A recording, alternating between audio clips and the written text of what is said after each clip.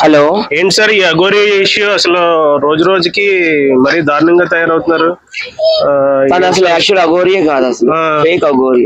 అఘోరి వ్యవస్థ ఎట్లంటే మన అందరికీ తెలుసు, భారతదేశం ఉన్నాం మనమందరం, సనాతన ధర్మాన్ని నమ్ముకునే వాళ్ళు మనమంతా. అఘోరీలు అంటే వాళ్ళు వస్త్రాలు ధరించరు, కారుల్లో ప్రయాణించరు, లిప్స్టిక్లు పూసుకోరు, పువ్వులు పెట్టుకోరు, సిగరెట్లు తాగరు, ఏటీఎం కార్డులు వాడరు. ఇదంతా ఫేక్ అఘోరి. సెలబ్రేట్ అవుదామని ఇలా జనాల మధ్యలోకి వచ్చేసి బిల్డప్లు కొట్టుకుంటూ బతుకుతా ఉంది. అందరి దగ్గరికి వెళ్ళి మీకు క్షుద్ర పూజలు చేస్తాను, మీ పిల్లలకి అమెరికాలో ఉద్యోగాలు వస్తాయి, మీ అమ్మాయిలు గవర్నమెంట్ ఎంప్లాయీస్ వస్తారు అల్లుళ్ళుగా, మీరు బంగ్లాలు కొనిస్తారు అని మాయ మాటలు చెప్పి ఎంత డబ్బు పుంజుకుంటుంది. అది ఒరిజినల్ అఘోరి కాదు. అమ్మాయిలు కూడా ఎంత మోసం చేస్తుందో చూస్తాం. ఫైనల్ గా ఈమె ఆడ మగ తన అబ్బాయిగానే పుట్టింది. ఇక్కడ తెలంగాణ వ్యక్తే, శ్రీనివాస్ పేరు. ఆ రూపం ఇష్టం లేక ఆపరేషన్ చేయించుకుంది, బాగానే ఉంది. ఆపరేషన్ చేసుకున్నాక ఇక అమ్మాయి అయిపోయినట్టు, స్త్రీ అయిపోయినట్టు కదా. ఇంకో స్త్రీని వివాహం చేసుకుంది, శ్రీవర్షిని. పర్వాలేదు, అక్కడ వరకు కూడా ఒక. ఎందుకంటే ఆడవాళ్ళు కూడా ఆడవాళ్ళతో పెళ్లి చేసుకుంటారు.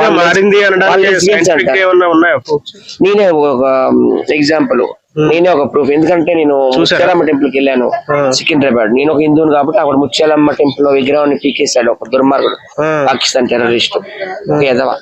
అప్పుడు నేను వెళ్ళి పోరాటం చేశాను, ధర్నాలు చేశాను. ఆ టైంలో ఈమె వచ్చింది పెద్ద త్రిశూలం పట్టుకొని, భాం భూమ్ హర మహాదేవ్ అనుకో. అప్పుడు నేను చూశానండి.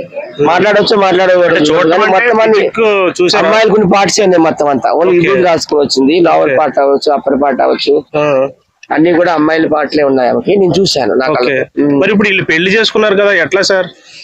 ఏముంది, ఇప్పుడు సెక్స్ అనేది 3 రకాలు. అమ్మాయి అబ్బాయి చేసుకుంటే అది ఒక సెక్స్, అమ్మాయి చేసుకుంటే దాని లెస్బియన్ సెక్స్, అబ్బాయి చేసుకుంటే అది గే సెక్స్. చేసుకోవచ్చు అమ్మాయి లెస్బియన్ సెక్స్.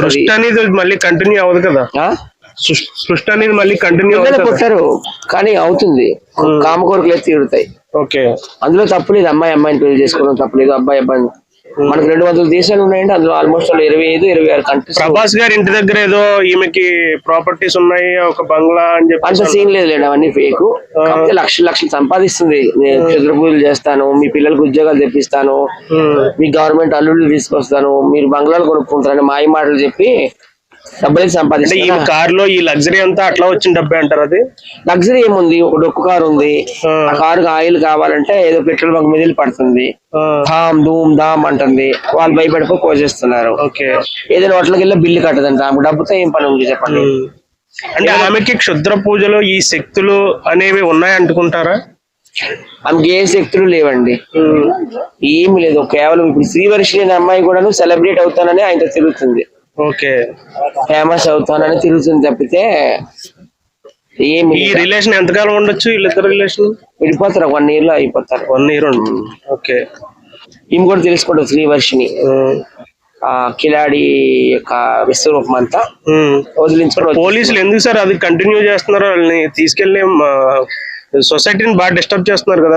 చాలా డిస్టర్బ్ చేస్తుంది.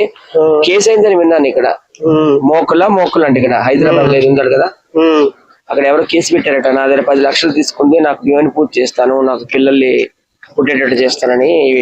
ఏమీ లేదు, జంప్ అయిపోయిందని కేసు పెట్టారట. ఇప్పటికైనా మరి తెలంగాణ గవర్నమెంట్ మేల్కొని తను లోపల ఇస్తే మంచిది, పబ్లిక్ డిస్టర్బెన్స్ ఉంటుంది.